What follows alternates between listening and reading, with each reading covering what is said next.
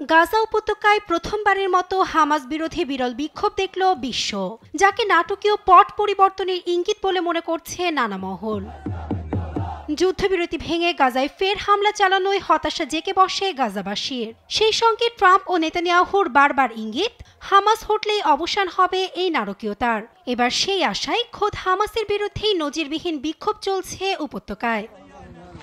যুদ্ধ বিগ্রহ দেখে ক্লান্ত ফিলিস্তিনিদের কণ্ঠে অভূতপূর্ব স্লোগান, হামাস বেরিয়ে যাও। কেউ কেউ বলছেন যুদ্ধের অবসান ঘটিয়ে নির্দলীয় অন্তর্বর্তী কমিটি পারে গাজা পরিচালনা করতে। হামাসের কাছে আমাদের বার্তা, ভাইয়েরা যথেষ্ট হয়েছে। আল্লাহর কসম খেয়ে বলছি, আমরা বড়ই ক্লান্ত। হঠাৎ এই বিক্ষোভকে ভালোভাবে নিচ্ছে না ফিলিস্তিনের স্বাধীনতাকামী গোষ্ঠীটি। তাদের ছত্রভঙ্গ করতে লাঠি সোটা হাতে নামে মাস্ক পরিহিত হামাস সদস্যরা। তাদেরই এক জ্যেষ্ঠ কর্মকর্তা জানান, যুদ্ধের ফলে সৃষ্ট দুর্ভোগে প্রতিবাদের অধিকার অবশ্যই জনগণের আছে, তবে পরিস্থিতির সুযোগে সন্দেহজনক রাজনৈতিক এজেন্ডা বাস্তবায়নের পায়তারা চলছে বলে দাবি হামাসের। এদিকে গাজাবাসীকে এক বার্তা পাঠিয়েছেন ইসরায়েলি প্রতিরক্ষা মন্ত্রী কাটজ।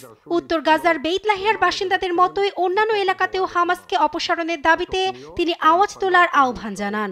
সেই সঙ্গে শিগগিরই আরও এলাকায় অভিযান শুরু হবে বলেও গাজাবাসীকে সতর্ক করেন তিনি। আইডিএফ শীঘ্রই গাজায় আরও এলাকায় অভিযান শুরু করবে, তাই যুদ্ধক্ষেত্র থেকে নিজেদের সুরক্ষার জন্য আপনাদের সরে যেতে হবে।